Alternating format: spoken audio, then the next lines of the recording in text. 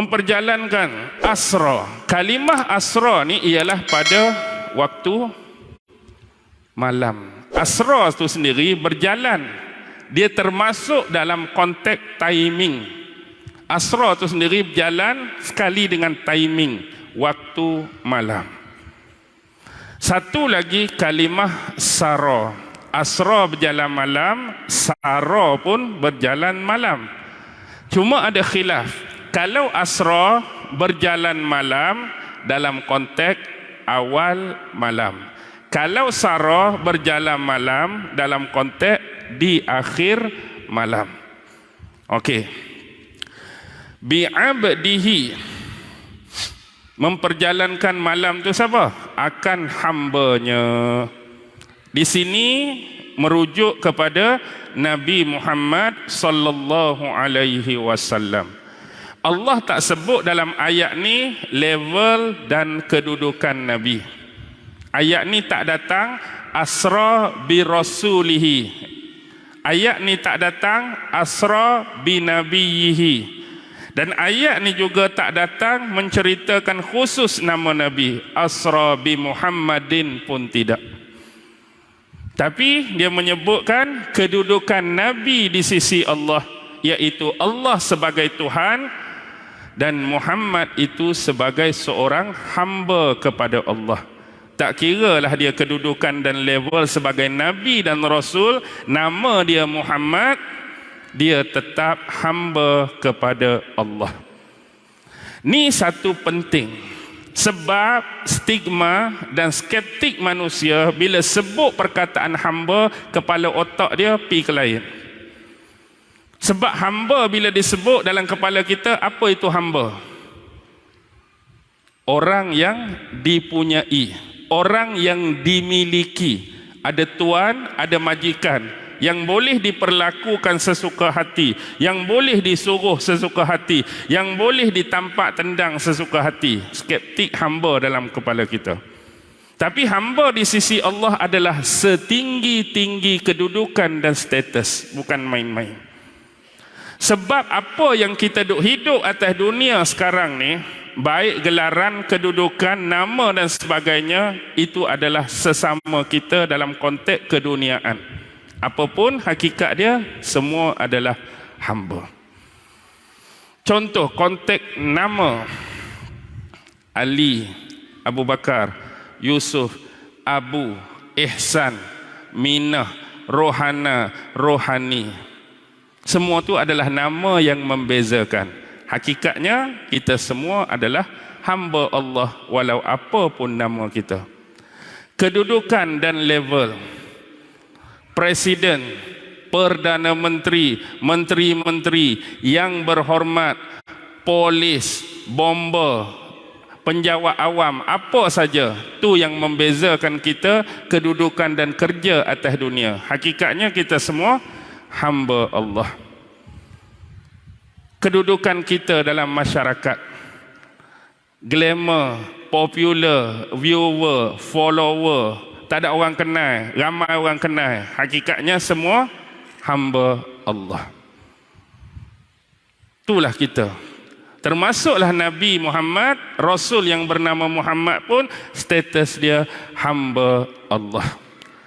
Tapi Allah dengan pengenalan yang sebenar, dia tak menceritakan tentang zat dia, tetapi dia nak suruh kita kenal dia dengan dua benda yang paling penting dan besar, iaitu nama dan sifat. Kalau siapa-siapa betul kenal, faham dan hayati, maka sudah cukup bagi dia untuk takut, untuk gerun, untuk gembira dengan zat yang bernama Allah ini. Sebab jenis jiwa manusia ni, nama tu bagi dia biasa, sifat bagi dia biasa. Dia nak kenal macam dia tengok abang kat depan ni, Allah ni lagu mana. Dia nak tahu seketui lagu ni. Tapi tak mungkin. Baik, Allah cuma perkenalkan apa? Nama. Sebab yang membezakan tu ialah nama. Faham tak kenapa? Baik. dalam belahan dunia ni, satu bumi, satu dunia ni, kita ada macam-macam manusia, macam-macam bangsa, macam-macam agama, macam-macam ideologi, macam-macam pemikiran.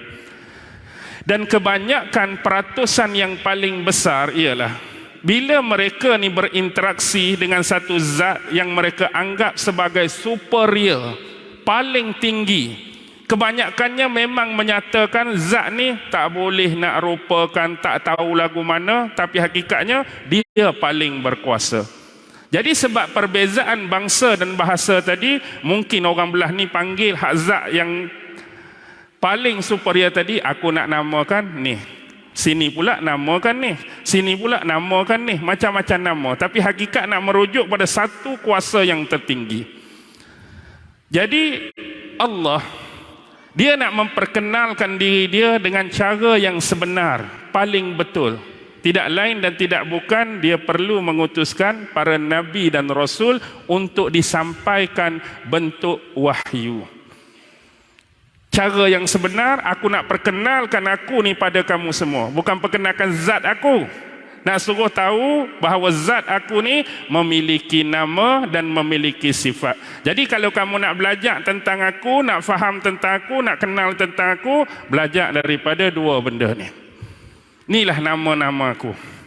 Satu, nama bagi zat Allah. Yang kedua, nama bagi sifat. Yang kita belajar 99 nama tu, nama bagi sifat. Al-tu, al-ni, al-tu, al-ni. Macam kita manusia diperkenalkan melalui nama. Bayangkan kita ni tidak dikenali perbezaan melalui nama. Susah ke senang? Susah ke senang? Kita ni tidak dibezakan melalui nama. Contoh saya sebut macam ni. Pada pagi ini, rumah saya telah didatangi dan dikunjungi oleh orang kampung kita juga. Satu, dia ni berkepala botak. Yang kedua, berkulit hitam. Yang ketiga, berperut buncit dan boroi. Agak-agak orang nak fikir siapa? Bukan dibezakan dengan nama. Mula start berfikir ni. Berkepala botak. Kampung kita ada dekat 30 orang kepala botak ni. Mail botak, Yusuf botak. Okey, botak selesai dah 30.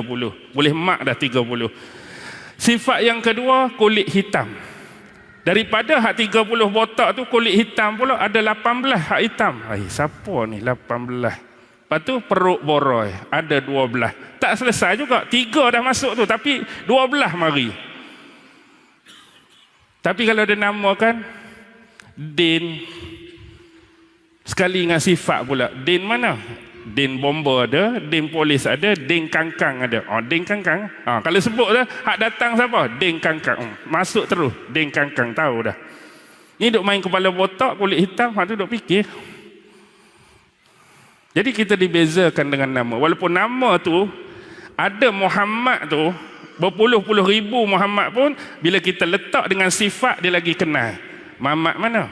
Mamak Kiyah ke, Mamak Rogayah ke, Mamak Senah ke? Mamak Rogayah. Kait dengan sifat bagi nama bini dia tu. Biasa kan orang kampung lagu tu lah. Senang. Allah pun buat mari sifat dia. Sifat Allah ni, kita bukan seterus setakat tahu, kenal, faham, hayati tu. Penghayatan itulah bila dia datang, dia akan menggerunkan dan mencemaskan kita. Cukup. Contoh, kita di Lebuh Raya. Di Lebuh Raya, baru beli superbike baru. 2224, 2224, 2224. Tiba-tiba tengah tu kita jumpa seseorang bertopi keleda, berkacamata hitam, berbaju putih, berseluar hitam, lain kuning, boot tinggi, ada motor besar, ada buku, ada pen. Kenapa hak 220 tiba-tiba bertukar jadi 70 tiba-tiba? Pasal apa? Tadi 220 elok je. Jumpa orang hak ada sifat tadi, ni 70. Pasal apa? Pasal apa jadi 70? Saya nak habaq dah. Hanya melalui sifat.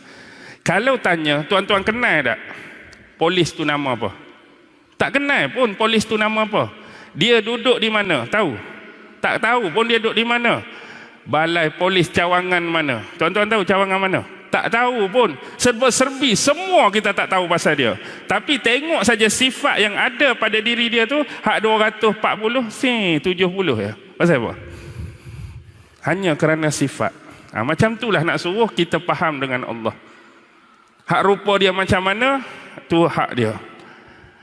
Tapi sifat dia tu Al-Jabbar, Al-Muntakim, Hayati, baru dia masuk. Dia akan jadi macam tadi.